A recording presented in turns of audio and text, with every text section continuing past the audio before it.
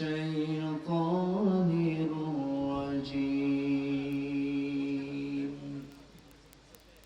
بسم الله الرحمن الرحيم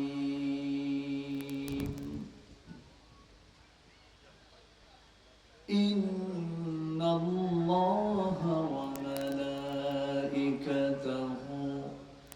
يصلون على النبي يا أيها الذين آمنوا صلوا عليه وسلموا تسليما اللهم صل على سيدنا مولانا محمد وعلى آل سيدنا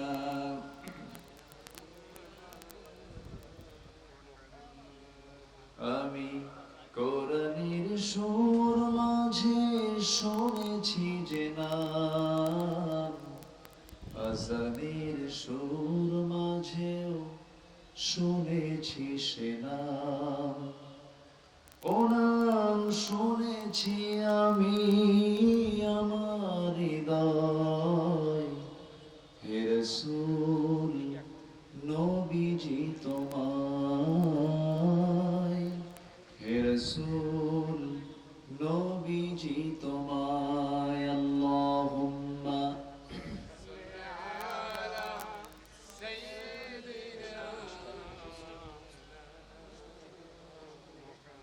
وعلى آل سيدنا مولانا محمد بلغ العلا بكماله كشف التجى بجماله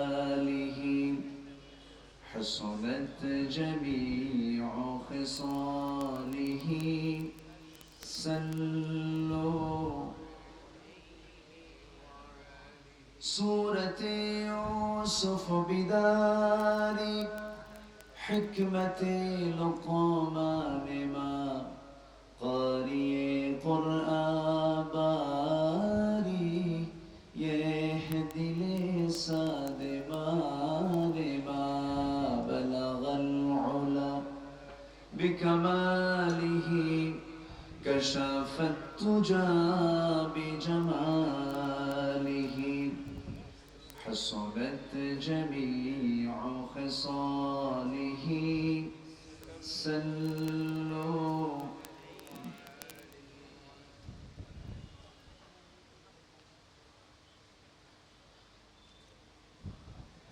উত্তরবঙ্গের গেটওয়ে প্রিয় জন্মভূমি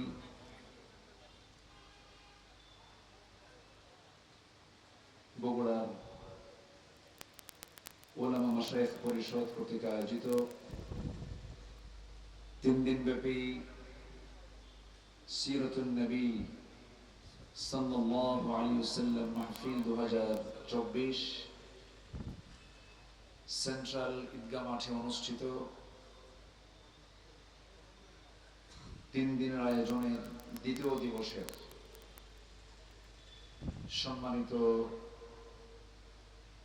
সুযোগ্য সভাপতি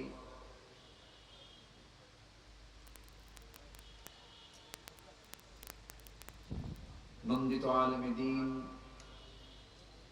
উস্তাজুল আসাতিজা ইমামুল আইম্মাহ ইমামুল উলামা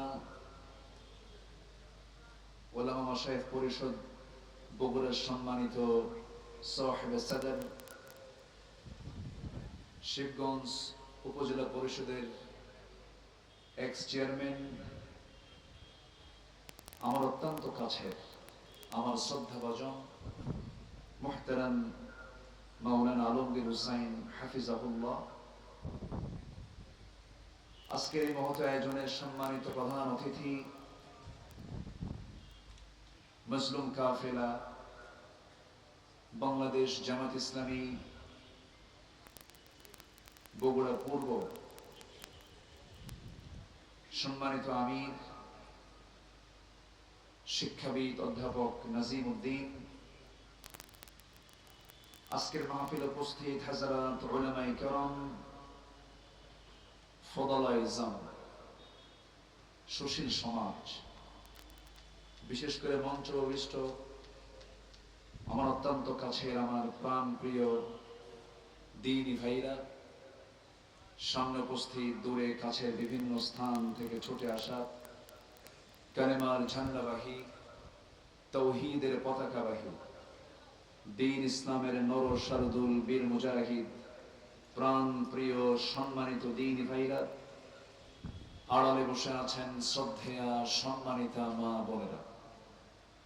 আলোচনার সূচনায় আনুষ্ঠানিকতার মধ্য দিয়ে আমার পক্ষ থেকে আবারও দিল খোলা সালাম, আসসালামু আলাইকুম ওয়া রাহমাতুল্লাহি ওয়া বারাকাতুহু।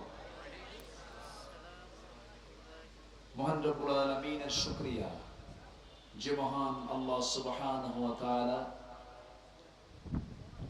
দীর্ঘ 16 বছর পর এই মাঠেই 2009 সালে সর্বশেষ তাফসীর মাহফিল অনুষ্ঠিত হয়। মাঝখানে দীর্ঘ সময় জুলুম শাহীর চক্রান্তের কারণে এই ধারাবাহিকতা রক্ষা করা সম্ভব হয়নি। সুন্দর একটি পরিবেশ আমরা ফিরে পেয়েছি, যে মহান রব্বুল ইজ্জতুল জালাল আমাদেরকে এমন সুন্দর একটি পরিবেশ আমাদেরকে করে দিয়েছেন। সেই মহান জাল্লা শানুর দরবারে আমরা সবাই লাখ কোটি সাজুদ শুকর আদায় করি, মুহাব্বাতান বলে উঠছি আলহামদুলিল্লাহ। সবাই বলছি আল্লাহুম্মা আইন্নি আলা যিকরিকা ওয়া শুকরিকা ওয়া হুসনি ইবাদাতিকা। আল্লাহুম্মা লাকা আসলামতু ওয়া বিকা আমানতু ওয়া আলাইকা তাওয়াক্কালতু ওয়া ইলাইকা আনাবতু ওয়া বিকা খাসামতু। আমরা আল্লাহ তাআলা শুকর আদায় করে নিলাম। সম্মানিত হাজিরিন, বৈরী আবহাওয়া, নিম্নচাপ চলছে। ঢাকা এখন মেঘে ঢাকা হয়ে আছে। গোটা দেশের কোথাও না কোথাও বৃষ্টি হচ্ছে, বৃষ্টি আসছে থামছে।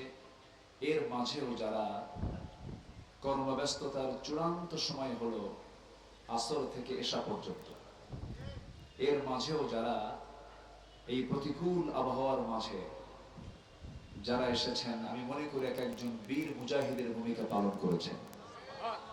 বলি আলহামদুলিল্লাহ। সম্মানিত উপস্থিতি, আমার খুব সংক্ষিপ্ত সময় মূল আলোচনা, আমি তো শুধু আল আমিন। মূল আলোচনার পর্বে বাদেশা থাকবেন আমার ভাই নুরুল আমিন, সাথে একটা নূরও আছে, উনি কথা বলবেন। জোরে বলি ইনশাআল্লাহ। চাচা যান, আমাকে খুব অল্প সময় বলার কারণে আমি মূল সময়টা আমি দিতে পারিনি। মন চাচ্ছিল যে প্রাণ খুলে লম্বা সময় আমি কথা বলি। যাই হোক, আল্লাহ তাআলা আমাকে যতটুকু তৌফিক দেবেন আমি তো ততটুকুই পারবো। সম্মানিত উপস্থিতি, আমরা এমন একজন নবীর রাসূলের সিরাত জানতে এসেছি যার পরিচয় শুরু করা যাবে, কিন্তু তার পরিচয় শেষ করা সম্ভব নয়।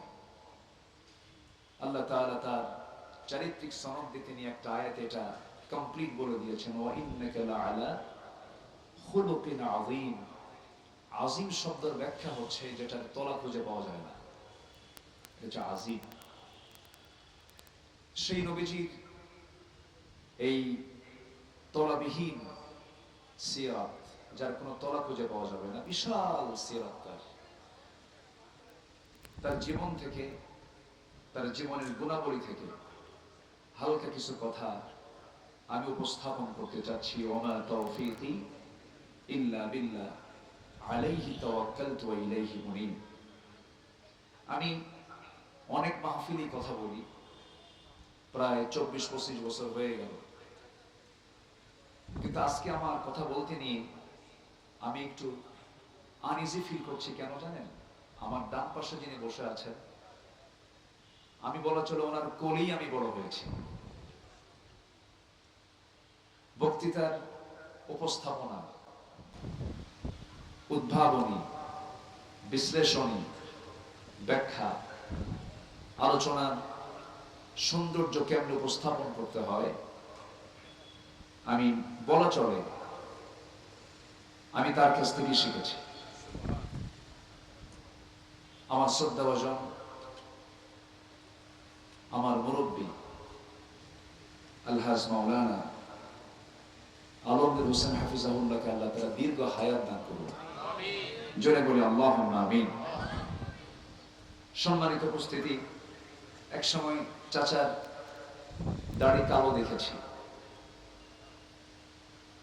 জীবন তেমনই অনেক মজবুত দেখেছি, মোটরসাইকেল চালাতে দেখেছি, জীবন তেমনই আজকে বয়সের ভারে বার্ধক্যের দিকে উনি চলে গেছে। কিন্তু ওনার যে চেতনা, ওনার যে স্পিরিট, যৌবনের যে গান, তিনি এখনো গান। বলি আলহামদুলিল্লাহ। তার বড় প্রমাণ এই যে বিশাল অ্যারেঞ্জ, এটার জন্য একটা চরম সাহসিকতার দরকার আছে না নাই? পরিশ্রমের দরকার আছে না নাই? এখান থেকে প্রমাণ হয়ে যায়। আল্লাহ তুমি তার সকল খেদমতকে দ্বীনের জন্য কবুল করে নাও, জোরে বলি আল্লাহুম্মা আমিন। সম্মানিত উপস্থিতি, মহান রব্বুল আলামিন এই মাসেই, রবিউল আউয়াল মাসেই পৃথিবীর সেরা মানুষের এই পৃথিবীতে আগমন ঘটিয়েছেন। আবার এই মাসেই তার মৃত্যু হয়েছে। এই মাসে তার মৃত্যু হয়েছে। মৃত্যু মানে হলো শোক, আর জন্ম বলতে আমরা কি বুঝাই? আনন্দ বুঝাই। তো আমার দেশে মিলাদুন নবীর একটা প্রচলন আছে। যেরকম চুনতির মাহফিলে গিয়েছিলাম, আগে সেটার নাম বলা দিত হলো মিলাদুন নবী, এখন এটা মোটামুটি সিরাতুন নবী। এই চিত্র এবার আমি দেখতে পেলাম। আমার নবীর জন্মে আমরা খুশি, ঠিক আছে, জন্ম আগে হয়েছে, মৃত্যুটা তারপরে হয়েছে। তো মৃত্যুটা কি কষ্টের নয়, বেদনার নয়? অবশ্যই বেদনার। সাহাবায়ে কেরাম যখন নবীর ইন্তেকালের খবর যখন জানতে পারলেন, এক একজন পাগলের মতো হয়ে গেল। তো মিলাদের জন্য এত পাগল আমরা। নবীজির জন্ম হয়েছে, সাহাবায়ে কেরাম যে তার মৃত্যুর সময় যে শোকাহত হয়েছিলেন, তারা যে কেঁদেছিলেন, এই বিষয়টা তো অনেকে ফরওয়ার্ডে নিয়ে আসে না। সম্মানিত হাজিরিন, আমার নবীর যেদিন ইন্তেকাল হলো, ইসলামের দ্বিতীয় খলিফা, যিনি ইসলাম গ্রহণের পূর্ব মুহূর্তে রাসূলকে মারার জন্য প্রস্তুতি নিচ্ছিলেন, সেই রাসূল ইন্তেকাল করলেন। সবচেয়ে অস্থির দেখা গেছে যে সাহাবীকে, তিনি হচ্ছেন সাইয়েদনা ওমর ফারুক রাদিয়াল্লাহু তাআলা আনহু। আমার নবী যখন ইন্তেকালের সংবাদ যখন সাহাবীদের কানে কানে চলে গেছে, সাইয়েদনা ওমর ফারুকের কানে যখন চলে গেল, তিনি তরবারি বের করলেন। তরবারি বের করে বলছেন যে আমাকে বলবে রাসূল ইন্তেকাল করেছেন, রাসূল দুনিয়া থেকে বিদায় নিয়েছেন, আমি তাকে দুনিয়া থেকে বিদায় করে দেব, তাকে কেউ থামাতে পারে না। প্রচন্ড অস্থিরতায় ভুগছিলেন। মোটামুটি 3 দিন পর্যন্ত চরম অস্থিরতা বিরাজ করছিল, তাকে কেউ থামাতে পারে নাই। সাইয়েদনা আবু বকর সিদ্দিক রাদিয়াল্লাহু তাআলা আনহু তার সামনে গিয়ে একটা আয়াত পড়লেন, ওয়ামা মুহাম্মাদুন ইল্লা রাসূল ক্বাদ খালাত মিন ক্বাবলিহি রুসুল। ওমর, তুমি কি আয়াতটা ভুলে গেছো? শুধু রাসূল নন, এর আগের যত রাসূল এসেছেন সব তো দুনিয়া থেকে গত হয়েছে। সাইয়েদনা বেলাল বিন রাবাহ রাদিয়াল্লাহু তাআলা আনহু নবীর ইন্তেকাল হওয়ার পর থেকে শুরু করে নিয়ে তার শোক সারা জীবনে কাটে নাই। তার প্রমাণ হলো নবীজির জীবদ্দশায় তিনি সারা জীবন মদিনার মসজিদে আযান দিয়েছেন। ইন্তেকালের পরে কোন সাহাবী তাকে আর মদিনার মসজিদে আযান দেওয়াতে পারেন নাই। জবাবে তিনি বলেছেন, সারা জীবন আমি আযান দিয়েছি রাসূলকে দেখে দেখে, জীবিত রাসূলকে দেখে আমি আযান দিয়েছি। রাসূল দেখেন কবরবাসী, আমি কাকে দেখে আযান দেব? রাসূল শূন্য দুনিয়ার এই মসজিদে আমি বেলাল আর আযান দিতে পারবো না। সারা জীবন তাদের এই শোকটা ছিল। এটা হচ্ছে মুহাব্বত, এটা হচ্ছে ভালোবাসা, এটা হচ্ছে আনুগত্য। সম্মানিত উপস্থিতি, সাইয়েদনা আলীর মৃত্যুর সময় যখন তার ইন্তেকাল হবে, তার মুখ থেকে রক্ত গড়ে গড়ে পড়ছিল। সেই সময় ভালো ভালো চিকিৎসকদের পরামর্শ নেওয়া হলো, কিন্তু চিকিৎসকরা বললেন না, এই রোগ আর সারার নয়। সাইয়েদনা আলী জীবনের একটা সময়, যে কোনো একটা মুহূর্তে এত কষ্ট পেয়েছেন মানসিকভাবে, সেটারই সিমটম হলো মৃত্যুর পূর্বে তার মুখ থেকে রক্তক্ষরণ হওয়া। যে কষ্ট তিনি পেয়েছিলেন সেই কষ্ট হলো রাসূলের মৃত্যুর দিনের কষ্টটা। সম্মানিত ভাইরা, এই পৃথিবীতে যত মানুষ এসেছে এবং আসবে, আল্লাহর নবীর পরে সবচেয়ে বেশি দামি হচ্ছেন সাহাবে কেরাম। আর সাহাবে কেরামদের দাম, সম্মান, মর্যাদা বৃদ্ধির যতগুলো দিক আছে, এর মধ্যে 1 নম্বর অন্যতম কারণ হলো রাসূলকে তারা সত্যিই জীবনের চাইতে বেশি ভালোবেসেছে। সিরাতের মাসে এই শিক্ষাটা সাহাবীদের কাছ থেকে নেবার দরকার আমাদের আছে না নাই? আসতে বলবেন না, আছে না নাই? আছে। সম্মানিত ভাইরা, রাসূলুল্লাহর জীবন থেকে আমাদের কিছু শিক্ষণীয়, কিছু করণীয় দিক আমরা আজকে শিখে যাব। জোরে বলি ইনশাআল্লাহ। আল্লাহ তাআলা রাসূলকে এই পৃথিবীর সকল মানুষের চাইতে কম সম্মান দিয়েছেন না বেশি সম্মান দিয়েছেন? বেশি সম্মান দিয়েছেন। আমি যেখান থেকে একটু কথা বলতে চাচ্ছি, যে আয়াতকে সামনে রেখে আল্লাহ তাআলা তার রাসূলকে ডাক দিচ্ছেন এবং তার পরিচয় এখানে সংক্ষিপ্তভাবে তুলে ধরছেন। পরিচয় তুলে ধরছেন কে? আসতে বলবেন না, তিনি কে? আল্লাহ তাআলা। আল্লাহ রাব্বুল আলামিন বলেন, ইয়া আইয়ুহান নাবিয়্যু ইন্না আরসালনাকা শাহিদান ওয়া মুবাশশিরান ওয়া নাযীরান ওয়া দা'iয়ান ইলাল্লাহি বিইذনিহি ওয়া সিরাজান মুনীরা। জোরে বলুন আল্লাহু আকবার। সূরাতুল আহজাব আয়াত নাম্বার 45 এবং 46। আল্লাহ রাব্বুল আলামিন তার রাসূলকে ডাক দিচ্ছেন সম্মানসূচক শব্দ প্রয়োগ করে। আল্লাহ ডাক দিয়েছেন প্রথম মানুষ আদমকে, ইয়া আদামুসকুন আনতা ওয়া যাওজুকাল জান্নাহ। ডাক দিয়েছেন ইয়া ইয়াহইয়া খুযিল কিতাবা বিকুওয়া।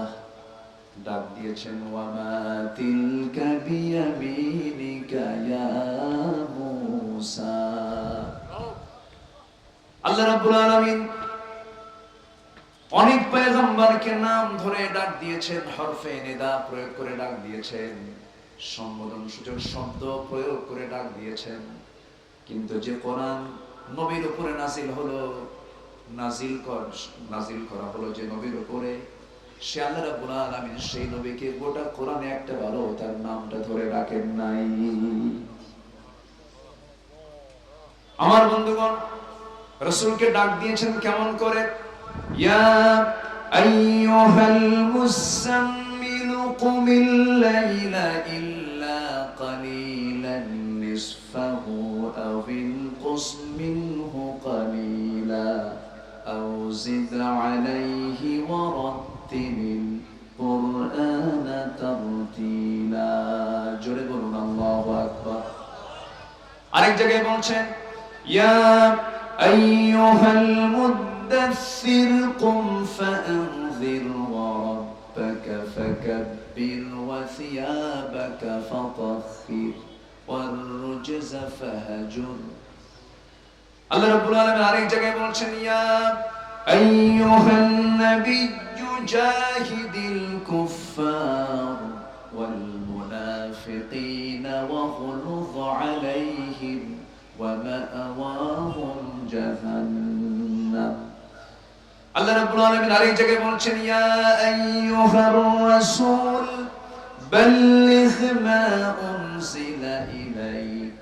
আল্লাহ রাব্বুল আলামিন রাসূল সম্বোধন করেছেন, নবী সম্বোধন করেছেন, মুদ্দাসসির সম্বোধন করেছেন, মুজাম্মিল সম্বোধন করেছেন, কিন্তু একটা বার সরাসরি আল্লাহ তার রাসূলের নাম নেন নাই। জোরে বলি আল্লাহু আকবার। আমার ভাইরা,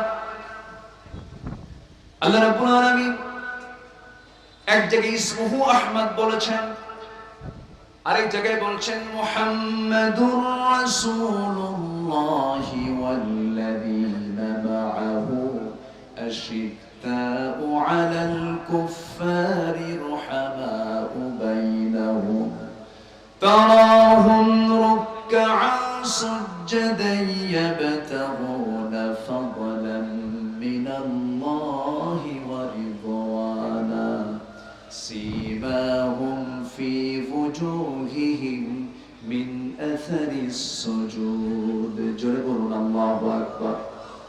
নাম নিয়েছেন কিন্তু সঙ্গে সঙ্গে সিফাত অ্যাডজেক্টিভ প্রয়োগ করে দিয়েছেন যে আল্লাহ তাআলা তার রাসূলের সম্মান এত উচ্চকিত করেছেন, তার নাম উচ্চারণ করতে আল্লাহ রাব্বুল আলামিন সম্মানসূচক শব্দ প্রয়োগ করেছেন। আল্লাহ নিজে, আল্লাহর পরিচয়টা কি? আমরা সবাই একটু আওয়াজ দিয়ে সবাই ঠোঁট মিলিয়ে বলি আলহামদুলিল্লাহি রাব্বিল আলামিন। আর আমার নবীর পরিচয় হলো ওয়া মা আরসালনাকা ইল্লা রাহমাতাল লিল আলামিন। আল্লাহু আকবার। সেই নবীজির সম্মান কত! সেই নবীজির জন্মের মাস এবং ওফাতের মাস হচ্ছে মাহে রবিউল আউয়াল। সেই রবিউল আউয়াল মাসে একটি বিষয় আমাদের মাথায় আনা উচিত, নবীর প্রতি যদি আমরা মহব্বত রাখি, সেটা হচ্ছে এই দীর্ঘ 16 বছর শুধু নয়, দেশ স্বাধীনতার পর থেকে নিয়ে এই স্বাধীনতার 53 বছর 5 অগাস্টের আগ পর্যন্ত আমার দেশে আত্মস্বীকৃত কিছু নাস্তিক ছিল কি ছিল না? সেই নাস্তিকদের দোসররা এখনো আছে না নাই? আসতে বলবেন না, আছে না নাই? তসলিমা নাসরিন চলে গেছে, কিন্তু প্রেতাত্মা কিছু আছে না নাই?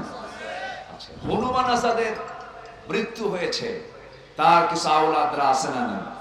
আছে।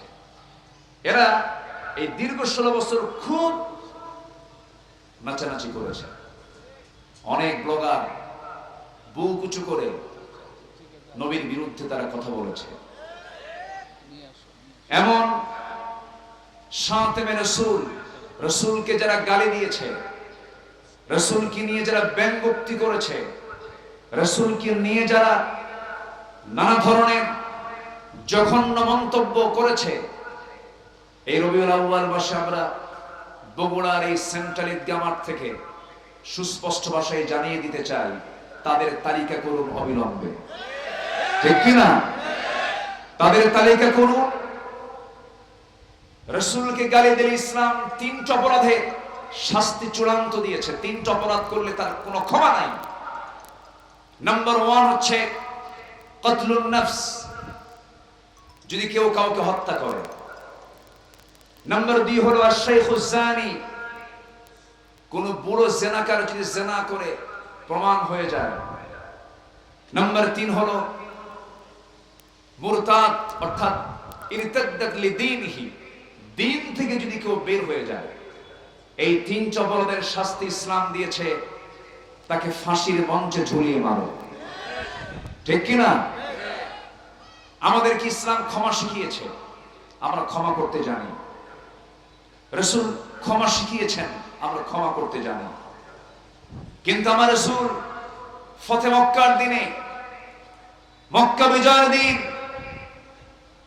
কাবা শরীফের সামনে দাঁড়িয়ে সেদিন রাসূল বিজয়ের সেই নিশান উড়ন্ত অবস্থায় বলেছিলেন, আজকের দিন আমি আজকে সবাইকে ক্ষমা করে দিলাম, তবে 17 জনকে ক্ষমা করা হবে না, যেখানে পাবে সেখানে হত্যা করবে। এর মধ্যে যারাই ছিল তারাই ছিল সাথে রাসূল, রাসূলকে যারা বাজে কথা বলেছিল। সম্মানিত ভাইরা, আমার দেশের যারা চিহ্নিত এই সমস্ত রাসূলকে ব্যঙ্গোক্তিকারী, এদেরকে প্রকাশ্যে ধরা হোক, প্রকাশ্যে দিবালোকে ধরে এদেরকে কুত্তা বিলার, এদেরকে হত্যা করে রক্ত মাংসগুলো কুত্তা বিলাই দেখানো দরকার। এদের বেঁচে থাকার কোন অধিকার থাকতে পারে না। সম্মানিত ভাইরা, সম্মানিত বন্ধুগণ, রাসূলকে আমরা সরাসরি দেখিনি, কিন্তু রাসূলকে সরাসরি না দেখলেও এই উম্মতের সম্মান মর্যাদা অন্য উম্মতের চাইতে কম না বেশি? শুধু বেশি না, অনেক বেশি। আমরা হলাম উম্মাতুন ওয়াসাতা। উম্মাতুন ওয়াসাতা, সূরা বাকারার 143 নম্বর আয়াত। আল্লাহ তাআলা এই আয়াতটাও সেট করেছেন এমন জায়গায়, সূরা বাকারার আয়াত সংখ্যা হলো 286। 286 আল্লাহ তাআলা এই আয়াতটা সেট করেছেন 143 নম্বর আয়াতে, অর্থাৎ ঠিক মিডিলে। এবং এর অর্থটাও হচ্ছে উম্মাতুন ওয়াসাতাল লিতাকুনু শুহাদা আলান নাস। আল্লাহু আকবার বলেন। তোমরাই হলে মধ্যমপন্থী জাতি, মধ্য জাতি তোমরা। আল্লাহ তাআলা আয়াতটার সেটের সাথে অর্থের সঙ্গিত রেখেছেন আলাইহা 19। কোরআন 19 সংখ্যার উপরে প্রতিষ্ঠিত, এবং কোরআনের এই যে সংখ্যা তথ্যের যে অপূর্ব সমন্বয়, পৃথিবীর কোন লোকের পক্ষে এমন মজবুত গ্রন্থ রচনা করা সম্ভব নয়। কোরআন কার নাযিল করা কিতাব? আসতে বলবেন না, কার নাযিল করা কিতাব? আল্লাহর নাযিল করা কিতাব। এই কিতাবের বিরুদ্ধে কথা বলা হয়েছে, ইসলামকে নিয়ে, রাসূলকে নিয়ে, আলেম ওলামাদেরকে নিয়ে দীর্ঘ 16 বছর ষড়যন্ত্র করা হয়েছে। ধর্মের ব্যবসা আমরা করি না। ধর্মের ব্যবসা তারাই করে যারা নিজে বাঁচার জন্য দাড়ি কেটে মাথার চুল কালো বানায়, লজ্জায় মাথা নিচু হয়ে যায়, দেশের শীর্ষস্থানে 1 নম্বর ধনীর তালিকায় সে, অথচ বাঁচার জন্য করলোটা কি? দাড়িটা কাটলো, মাথার চুল কালো বানালো, নৌকায় চললো, কিন্তু নৌকার ভেড়ে না। সারা রাত নৌকায় ছিল, কোস্টগার্ড ধরে ফেললো। কোস্টগার্ড ধরছে আইনমন্ত্রীকে, আইনমন্ত্রীকে ধরে নিয়ে যাচ্ছে। এখন আইনমন্ত্রী বলছে, আমার একা ধরো কেন? ওই যে দরবেশ বসে আছে। দরবেশ কই? ওর তো মুখে দাড়ি নাই, ওটাই দাড়ি কাটছে। শুধু আমি মরবো, ওরে নিয়ে মরবো। ইমানদার যদি হয় আরেক ভাইকে বাঁচানোর চেষ্টা করে, ঠিক কিনা? এই সমস্ত ইতিহাস থেকে শিক্ষা আমাদের জন্য আছে না নাই? সম্মানিত ভাইরা, আবার আরেকজন বাঁচার জন্য সিলেটে গিয়া সীমান্ত পার হবে, বাঁচার জন্য করলো কি? শেষমেশ জায়গা পেল না। পেয়েছি সময়, এই সময়টাকে কাজে লাগানোর দরকার আছে না নেই? পৃথিবীতে মূল্যবান জিনিস হলো দ্য টাইম, সময়। আল্লাহ রাব্বুল আলামিন বলেন, আল্লাযী খালাকাল মাউতা ওয়াল হায়াতা লিয়াবলুয়াকুম আইয়ুকুম আহসানু আমালান ওয়া হুয়াল আজিজুল গফুর। জোরে বলুন আল্লাহু আকবার। তিনি সেই মহান সত্তা যিনি মৃত্যু এবং জীবন সৃষ্টি করেছেন যেন তিনি বুঝে নিতে পারেন তোমাদের মধ্যে কোন কোন বান্দাগুলো ভালো আমল করে যেতে পারে। ভালো আমলের জন্যই তো আমরা আসছি।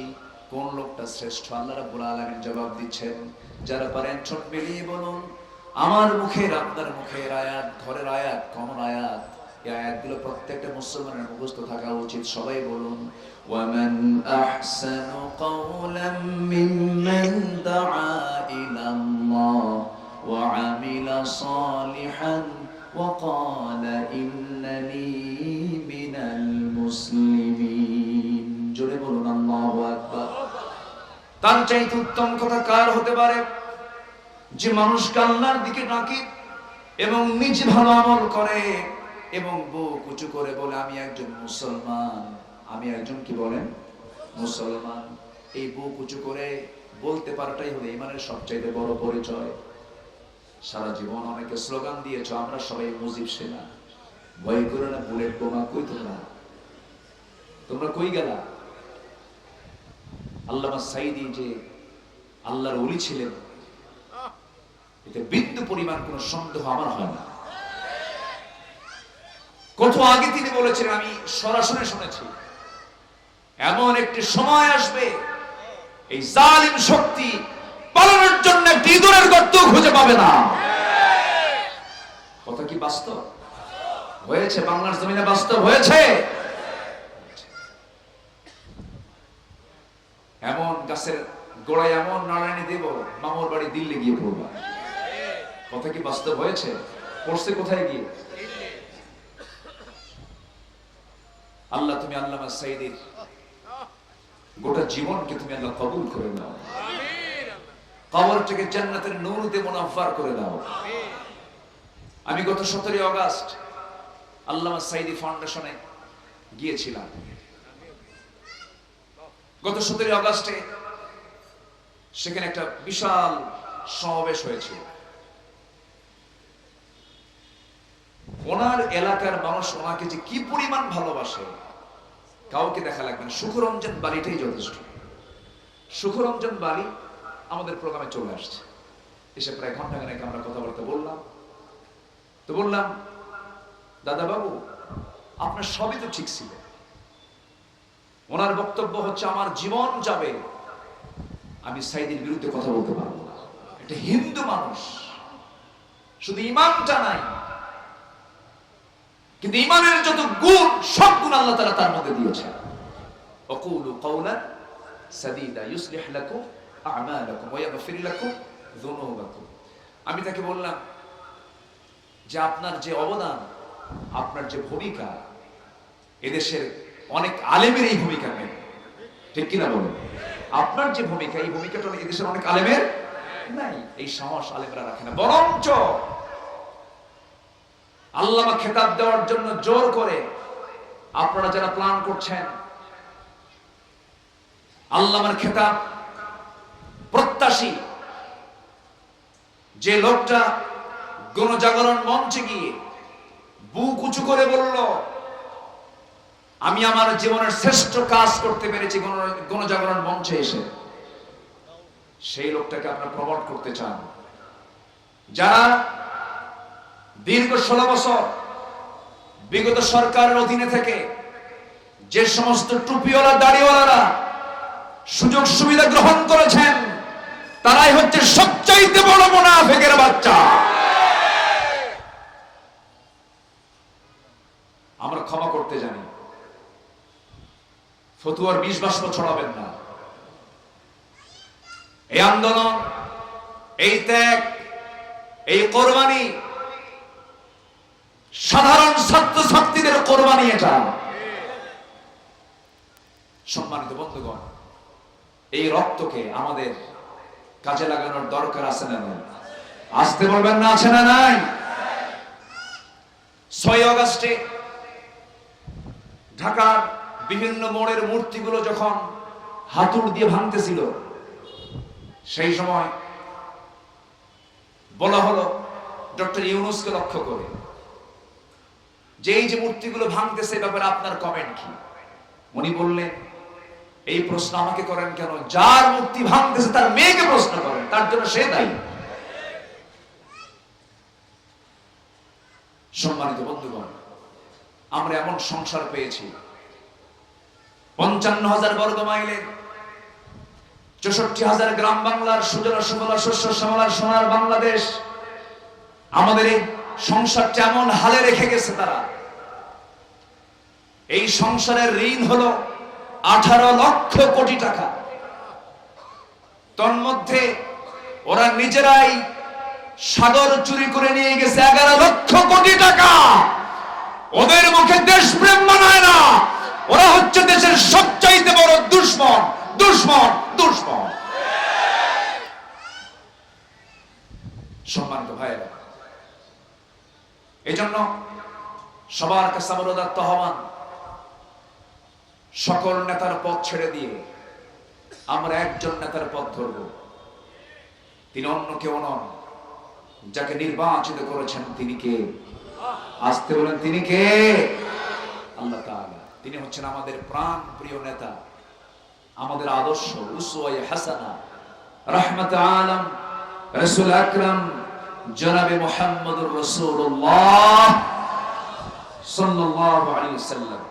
তার জীবন থেকে মুমিনদের জন্য কিছু করণীয় আছে 15টা। কয়টা বলেন তো? কোরআনকে সামনে রেখে আমি এই নোটটা করার চেষ্টা করেছি। 15টা অনুকরণীয় আদর্শ যদি আমাদের জীবনে বাস্তবায়িত হয়ে যায়, আশা করা যায় আমরা জান্নাত পাবো। জোরে বলি ইনশাআল্লাহ। সবাই জান্নাতে যেতে চান না? সবাই জান্নাতে যেতে চান তো? কয় নম্বরে জান্নাতে বলেন? কয় নাম্বার? 1 নাম্বার। 1 নাম্বার জান্নাত তো বহু বড়। সর্বনিম্ন যে জান্নাতটা, সেই জান্নাতটার এরিয়া হবে 10টা পৃথিবীর মতো একটা জান্নাত। জোরে বলি সুবহানাল্লাহ। 10টা পৃথিবীর মতো একটা জান্নাত, সর্বনিম্ন জান্নাতিকে এই জান্নাত দেওয়া হবে। শুধু 7 দিনে 1 দিন জুমার নামাজ পড়ে আসতে পারে। আমার দেশে 7 দিনে 1 দিন মুসল্লি বেশি না প্রতিদিন মুসল্লি বেশি? 7 দিনে 1 দিন।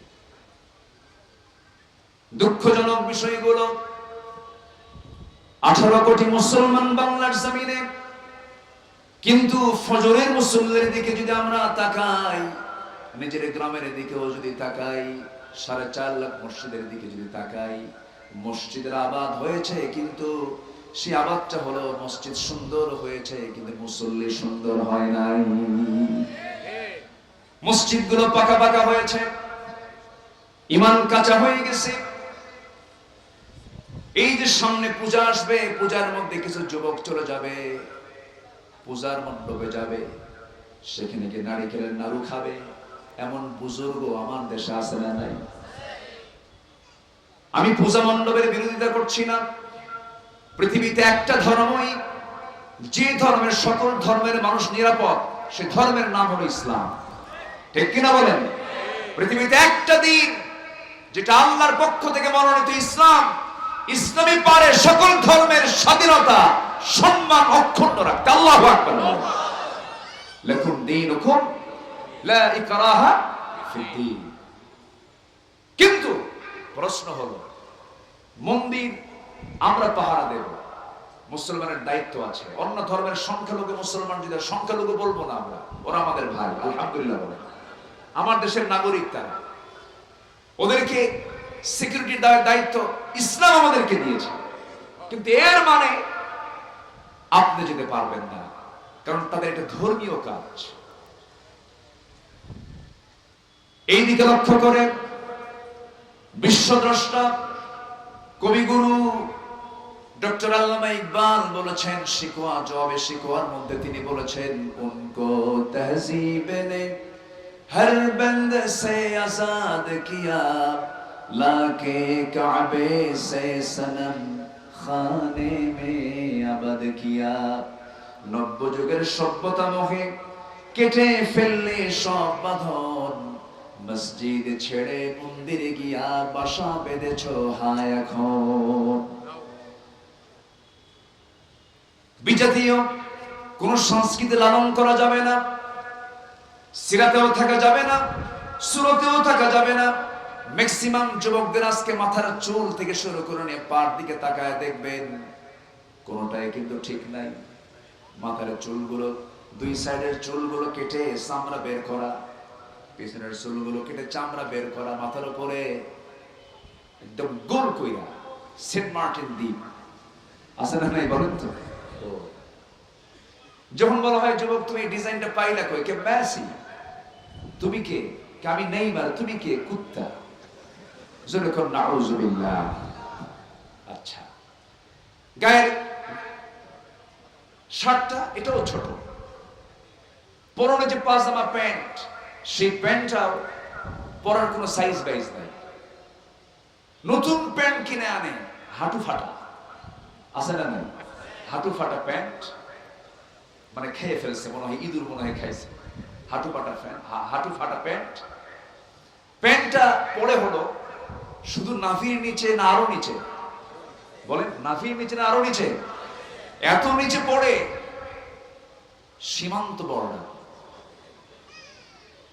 যে কোনো মুহূর্তে অঘটন করতে পারে। অনেকদিন আগে মসজিদে ঢুকছে নামাজ পড়তে, এক ছেলে জেগে দেখি এরকম শার্ট আর প্যান্ট পরে নামাজে দাঁড়িয়েছে। পিছনে যে প্রথমে তো মসজিদে ঢুকে 2 রাকাত নামাজ পড়তে হয়, এই সুন্নাহ আমরা মানবো, জোরে বলি ইনশাআল্লাহ। খুতবা হোক যেটাই হোক না কেন, মসজিদে ঢুকি কয় রাকাত নামাজ? 2 রাকাত নামাজ পড়েছেন মুহাম্মদ সাল্লাল্লাহু। লাল বাতি জ্বলাকালীন অবস্থায় এগুলো দেখার দরকার নেই, সুন্নাহ আমরা আগে মানবো, জোরে বলি ইনশাআল্লাহ। তো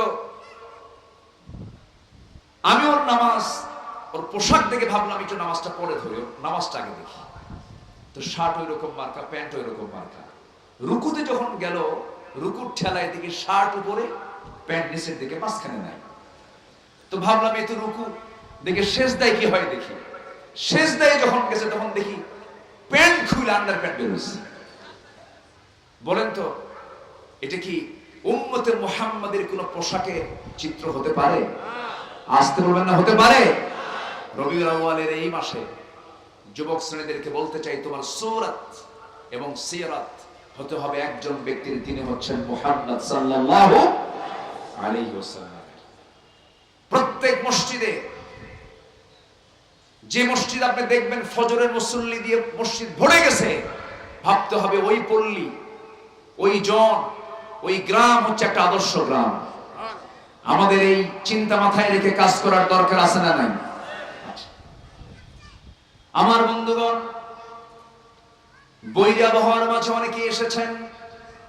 খুব অল্প সময়ে আমার নবীজি জীবন থেকে মুমিনদের জন্য অনুকরণীয়, অনুসরণীয় 15টা আদর্শ আমি সংক্ষিপ্ত করে উপস্থাপন করার চেষ্টা করছি। নাম্বার 1, আমরা যখন দাওয়াতটা দিতে যাব, নবীজির মতো দাওয়াত দেব, ভুল করে না প্রজ্ঞার সাথে?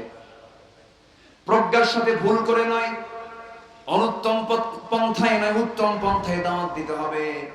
এবং রাসূলকে আল্লাহ তাআলা স্পেশালি রাসূলকে একবচন শব্দ প্রয়োগ করে শুধু রাসূল কি বলছেন, কি সুন্দর করে বলছেন। সূরা নাহলের 125 নম্বর আয়াত, আল্লাহ রাব্বুল আলামিন বলেন, উদউ ইলা সাবিলি রাব্বিকা বিল হিকমাতি ওয়াল মাউইযাতিল হাসানাহ ওয়াজাদিলহুম বিল্লাতী হিয়া আহসান ইন্না রাব্বাকা হুয়া আ'লামু বিমান দাল্লা আন সাবিলিহি ওয়া হুয়া আ'লামু বিল মুহতাদিন। জোরে বলুন আল্লাহু আকবার। নবী হে, আপনি দাওয়াত দিবেন প্রজ্ঞার সাথে, যোগ্যতার সাথে, প্ল্যান করে দাওয়াত দিবেন, দাওয়াতি কাজটা করবেন অত্যন্ত সাহসিকতা নিয়ে, প্রজ্ঞা নিয়ে এবং উত্তম পন্থায়, এবং ফয়সালা করবেন ইহসানের সাথে। উত্তম পন্থা এটাকে আপনি ফেস করবেন। নাম্বার 2 হলো আমার নবীর সারা জীবনের গুরুত্বপূর্ণ একটা গুণ ছিল, সেটা হলো তিনি ভীরু ছিলেন না, সাহসী ছিলেন। বলুন, সাহসী ছিলেন। শুধু সাহসী না, বিশাল সাহসী, বড় সাহসী মানুষ ছিলেন। আল্লাহ রাব্বুল আলামিন তার ব্যাপারে এক বছরের শব্দ প্রয়োগ করে এক জায়গায় বলছেন, সূরা হিজর আয়াত নাম্বার 94, ফাসদা বিমা তু'মার ওয়া আ'রিদ আনিল মুশরিকিন। জোরে বলুন আল্লাহু আকবার।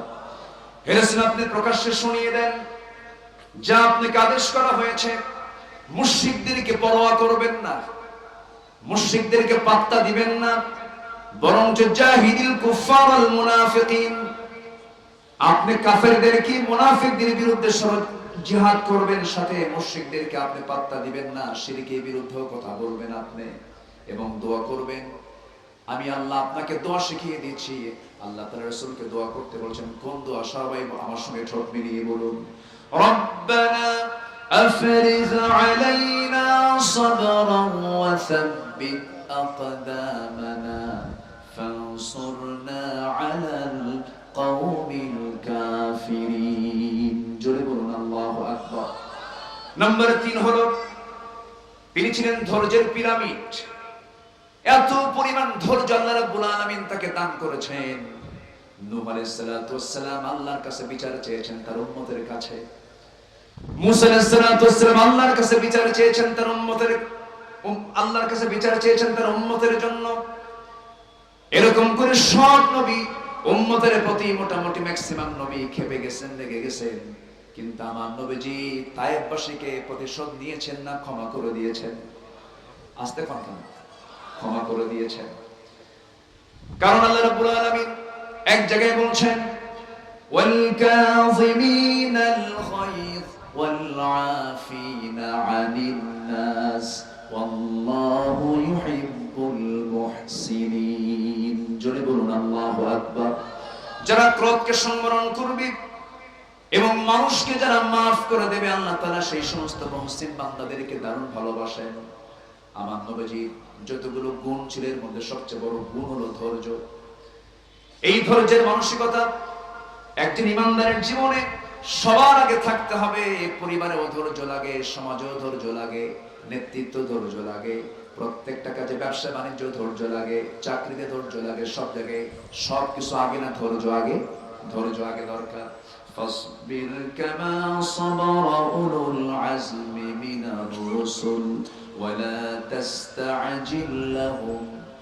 সূরা কাহফের 35 নম্বর আয়াতে আল্লাহ রাব্বুল আলামিন বলছেন, হে রাসূল, আপনি ধৈর্য ধারণ করুন যেমন ধৈর্য ধারণ করেছিলেন দৃঢ়প্রতিজ্ঞ রাসূলরা। আপনার আগের যারা রাসূল তারা ধৈর্য ধরেছেন। আপনি তাড়াহুড়ো করবেন না, বিজয় তো আমি আল্লাহ নিজে আপনার হাতে উঠায় দেব। জোরে বলুন সুবহানাল্লাহ। আলা ইন্না নাসরাল্লাহি কি বাঈদ না করিব, বাঈদ না করিব, করিব। বাঈদ বলেননি, করিব বলেছেন। করিবটা কি বলে? খুব নিকটে, খুব নিকটে। ইসমে ফাইলে মুবালাগা, সবচেয়ে বেশি নিকটবর্তীকে করিব বলা হয়। আল্লাহ রাব্বুল আলামিন এই যে বিজয়টা দিয়েছেন, এই বিজয়টা দিয়েছেন একমাত্র, কেবলমাত্র, শুধুমাত্র তিনি কে? জোরে বলেন, তিনি কে? ওই যুবকদের সিনা থেকে ভয়টা দূর করে দিয়েছেন তিনি কে?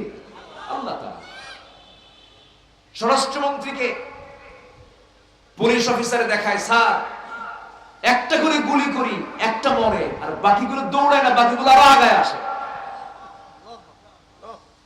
ইল্লা তানফিরু ইউআযিবুকুম আযাবান আলীমান ওয়া ইস্তাবদিল কওমান গায়রাকুম ওয়া লা তাদুররুহু শাইআ।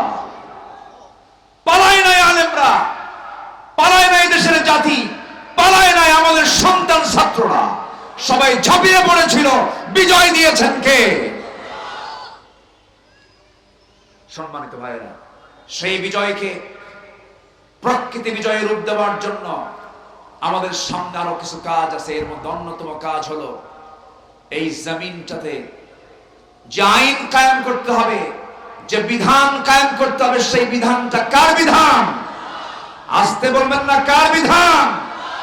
এই জমিন আল্লাহর বিধান কায়েমের জন্য আল্লাহর সঙ্গে আমাদের কন্ট্রাক্ট হলো, আমরা আল্লাহর কাছে জান এবং মাল দেব। আল্লাহ আমাকে আপনাকে জান্নাত দিবেন, আমাদের সামনে এই বাকি কাজ পূরণ করার জন্য সবাইকে আল্লাহর জমিনে দিন কায়েমের জন্য জান-মাল কুরবান দিতে রাজি আছেন? রাজি আছেন? কোন কোন ভাইরা দুহাত উঁচু করে আল্লাহকে সাক্ষী রেখে দেখায় দেয়?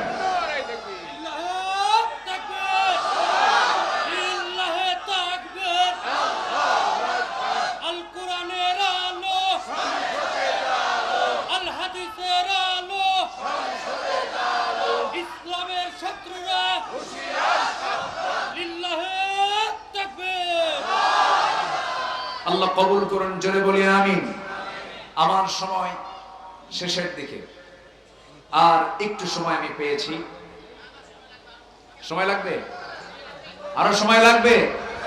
সবাই শুনতে রাজি আছেন? এই বছর না সামনে বছর? এই বছর বলি আলহামদুলিল্লাহ। জি, আমরা মেজাজি হব না ধৈর্যশীল হব?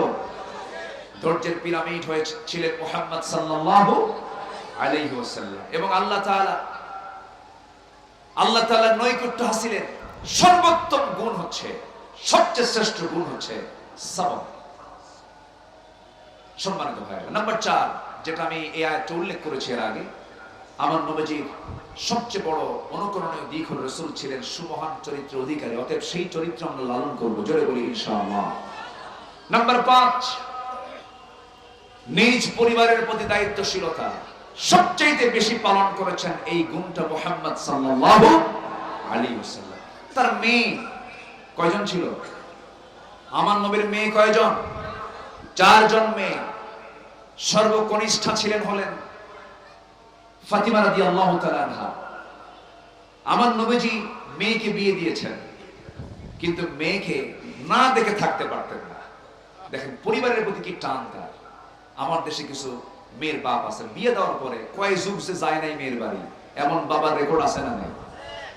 ভুলে যায়। কিন্তু আমার নবীজি মেয়েকে বিয়ে দিয়েছেন। সিরাত গ্রন্থে পাওয়া যায় তার গোটা জীবনের রেকর্ডে বিয়ে দেওয়ার পরেও তিনি বড় জ্বর 3 দিন পার করেছেন, এমন রেকর্ড নাই। মাঝে মাঝে রাসূল বলতেন, ফাতিমাকে না দেখলে আমি অস্থির হয়ে যাই। পরিবারের প্রতি তিনি যথেষ্ট যত্নশীল ছিলেন। আমার নবীজি একদিন ফাতিমা রাদিয়াল্লাহু আনহার অপ্রয়োজনীয় কথা দূর থেকে শুনতে পেলেন। নবীজি দৌড় মেরে চলে আসলেন, এসে বলছেন, ফাতিমা তুমি আমার দেহের টুকরা, কলিজার টুকরা, আমি তোমাকে দারুণ ভালোবাসি, তুমি আমাকে দারুণ মহব্বত করো। আমি বাবা, তুমি আমার মেয়ে, কিন্তু তোমার অপ্রয়োজনীয় একটা কথা আমার কানে পৌঁছে গেছে। এমন অপ্রয়োজনীয় কথা যদি আমার কানে না গিয়ে পরপুরুষের কানে চলে যেত, তোমার পর্দার একটু খেলাফ হয়ে যেত। ফাতিমা রাদিয়াল্লাহু আনহা বলেন, ইয়া আব্বাজান, আর কোনদিন এমন অপ্রয়োজনীয় কোনো কথা পরপুরুষের কানে চলে যাবে না। মেয়েদের কথার মধ্যেও পরপুরুষের জন্য আকর্ষণ আছে না নাই? আসতে বলবেন না, আছে না নাই? অপ্রয়োজনীয় কথাও মেয়েদের বলা জায়েজ নাই। ওয়াকুলনা কাওলান মা'রুফা। এবং রাসূল এক জায়গায় বলে দিয়েছেন, যখন তোমরা পরপুরুষের সঙ্গে কথা বলবে, কথার সৌন্দর্য নষ্ট করার জন্য মুখের মধ্যে নখ ঢোকায়া কথা বলবে, যেন তারা তোমাকে অসুস্থ মনে করে, রোগী মনে করে। নবীজি পরিবারের প্রতি যত্নশীল ছিলেন, মেয়েদেরকে খুব মহব্বত করতেন। ফাতিমা রাদিয়াল্লাহু তাআলা একদিন, সহিহ হাদিসের বর্ণনা, নবীর কাছে এসে বলছেন, আব্বাজান বিয়ে তো হয়ে গেল, আপনার পছন্দ মতো জামাই আমি পেয়েছি, আমি আমার জীবনের শ্রেষ্ঠ জামাই পেয়েছি, আমি খুবই খুশি। কিন্তু আব্বাজান আমার স্বামীর ঘর তো নাই, ঘরটা কাঁচা, মেঝেটাও কাঁচা, আপনি যদি আমার জন্য একটু কাজের মানুষ দিতেন, খাদেমা দিতেন, খুব ভালো হতো। আমার নবীজি বললেন, ফাতিমা তুমি আমাকে যে কাজের জন্য আমাকে এই মুহূর্তে বললে, আমার মন চাচ্ছে আমি তোমার জন্য একজন খাদেমার ব্যবস্থা করে দেই।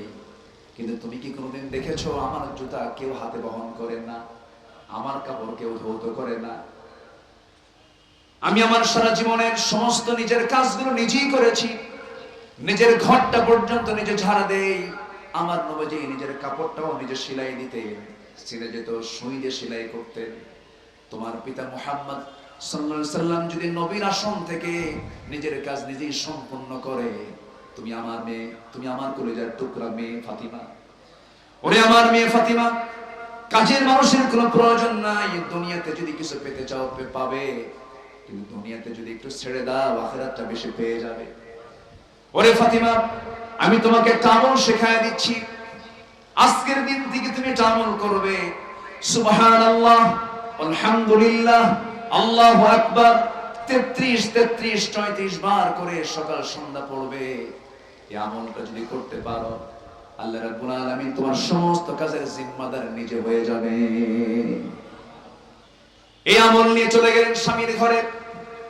সাইয়েদনা আলীর কাছে কথা যখন কানে চলে গেল, সিফফিন যুদ্ধের সময় যে যুদ্ধটা ছিল সবচেয়ে কণ্টকীর্ণ যুদ্ধ, নিজেদের মধ্যে যুদ্ধ ছিল, দ্বন্দ্ব ছিল, যে সিফফিন যুদ্ধে আম্মার বিন ইয়াসির রাদিয়াল্লাহু আনহু শাহাদাত বরণ করেছেন, ওই কণ্টকীর্ণ দিনেও সাইয়েদনা আলী সকাল সন্ধ্যার এই আমলটা তিনি করতে বলেন নাই। আমার বন্ধুগণ, পরিবারের প্রতি দায়িত্বশীলতা আল্লাহ নিজে হুকুম করছেন, ইয়া আইয়ুহাল্লাযীনা আমানু কু আনফুসাকুম ওয়া আহলিকুম নারা। সূরা তাহরিম 6 নম্বর আয়াত। আল্লাহ নিজে বলছেন, তুমি নিজে বাঁচো, তোমার পরিবারকে বাঁচাও, জাহান্নাম থেকে বাঁচাও। নাম্বার 6 হলো আমানতদারিতা এবং ন্যায় বিচার। আমার নবীর জীবনের অত্যন্ত গুরুত্বপূর্ণ একটা দিক ছিল। মহান রব্বুল আলামিন বলেন, ইন্নাল্লাহা ইয়া'মুরুকুম আন তু'আদ্দুল আমানাতি ইলা আহলিহা ওয়া ইযা হাকামতুম বাইনান নাসি আন তাহকুমু বিল আদল ইন্নাল্লাহা নি'মা ইয়া'ইযুকুম বিহি। সূরা নিসা আয়াত নম্বর 58। আল্লাহ রাব্বুল আলামিন আমানত রক্ষার ব্যাপারে তাকিদ দিয়েছেন। আমানতটা রক্ষা করতে হবে, বিচারটা ন্যায় রাখতে হবে। আমার বন্ধুগণ, বিগত 16 বছর যে বিচারটা পাইছি, খুব ন্যায় বিচার পাইছি আমরা। শিবিরকে মানুষ মনে করে না ওরা।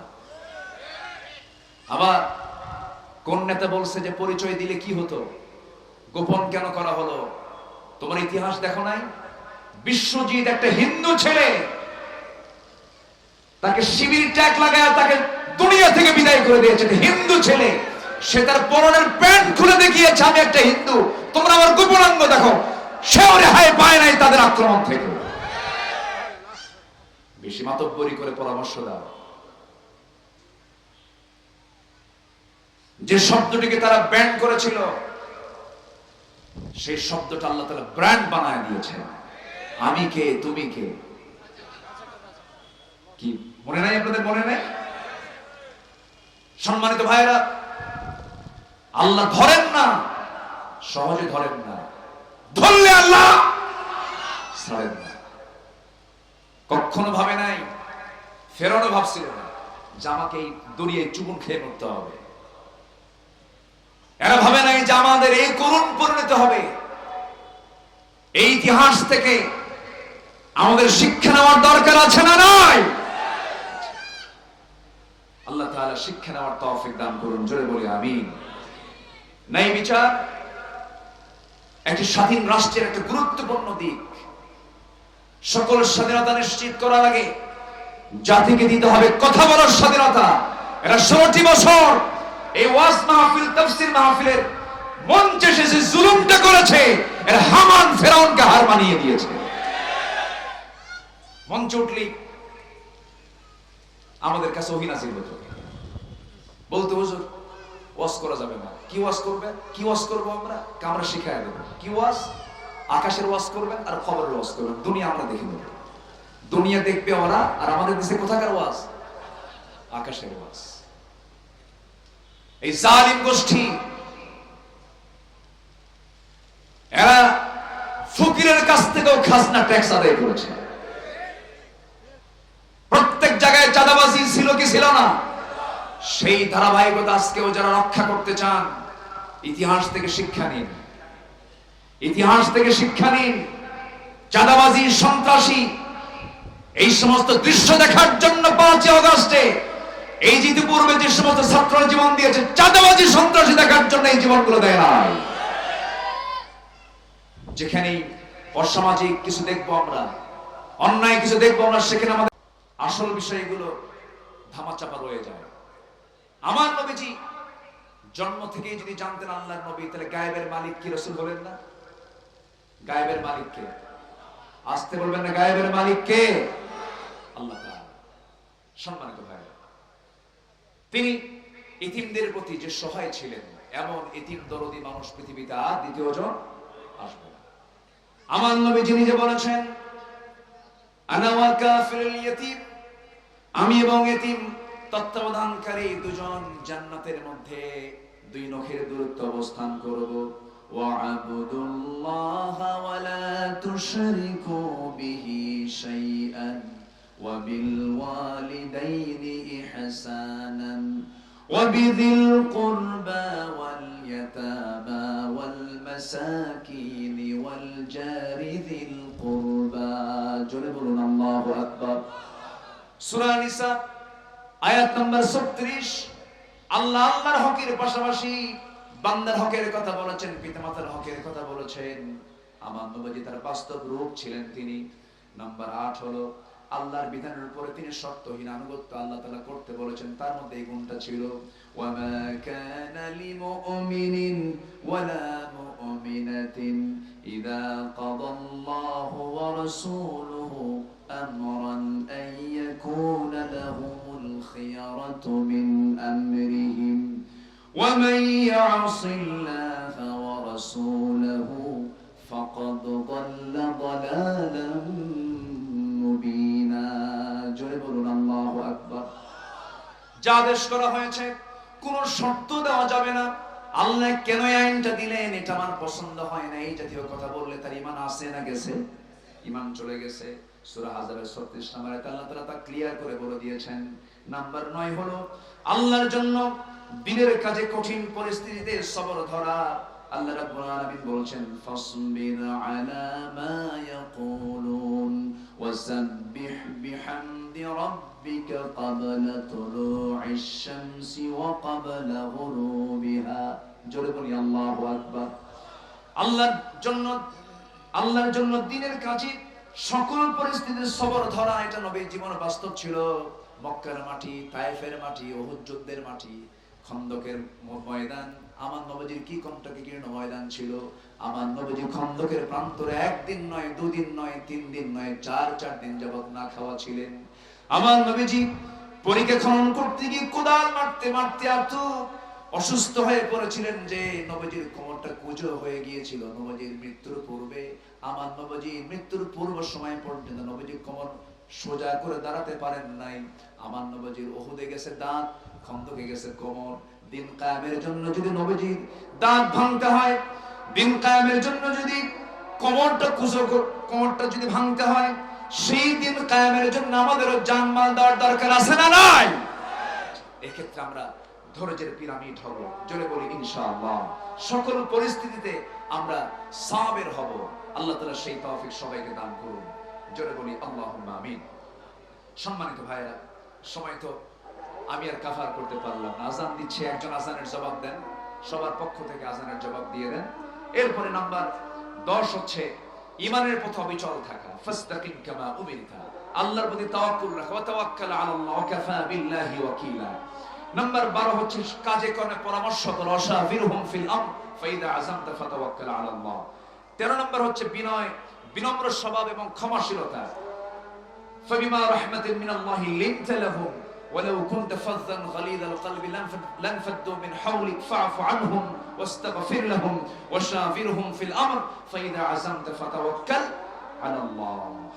আচ্ছা, কুফরের প্রতি নাম্বার 13 হলো কঠোরতা। আশিদ্দাউ আলাল কুফার রুহামাউ বাইনাহুম। কাফেরদের ব্যাপারে যতই ছাড় দিবেন ততই বিপদে পড়বেন, আর মুমিনদের ব্যাপারে যত কঠোর হবেন তত বিপদে পড়ে যাবেন। এই চরিত্র গঠন করেছেন মুহাম্মদ সাল্লাল্লাহু আলাইহি ওয়াসাল্লাম। নাম্বার 15 মুমিনের প্রতি আমরা রহমদিল হব।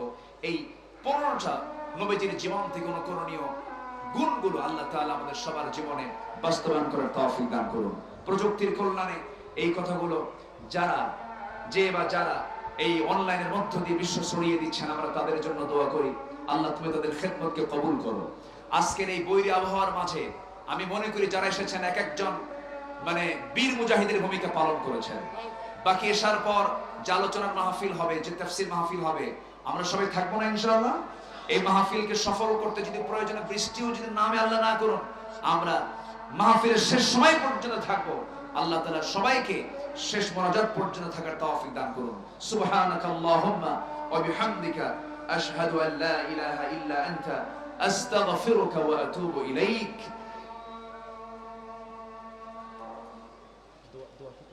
শুকরান, জাযাকাল্লাহ।